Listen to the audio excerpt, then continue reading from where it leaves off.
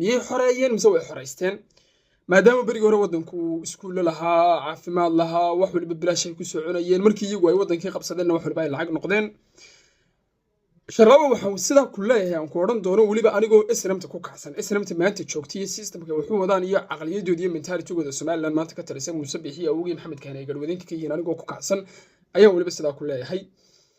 walaalkayow SNM nimanka la yiraahdaa markoodii hore dagaalamayeen iskuulaan u dhisaynaanu kumay dagaalamaynin waxbarashada furay ka dhigaynaanu kumay dagaalamayn iyaga dagaalkooda wuxuu ahaa dagaal siyaasadeed oo ahaa nidaamkii rejiimka ahaa Maxamed Siyaad Barre meesha ka saarayna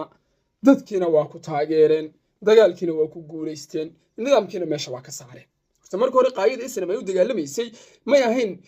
iskuulo cusub aan sameynaa iyo iskuuladan biraashka ku sii wadaynaa iyo ma ahayn waxay nidaamkii rejiimka aynu meesha ka saarno dawlad heshiis bulshada ku timiyo bulshadu ay keensatay oo caadi oo system caadi ku timiyo umadu ay raali ku tahay oo caburis iyo dictator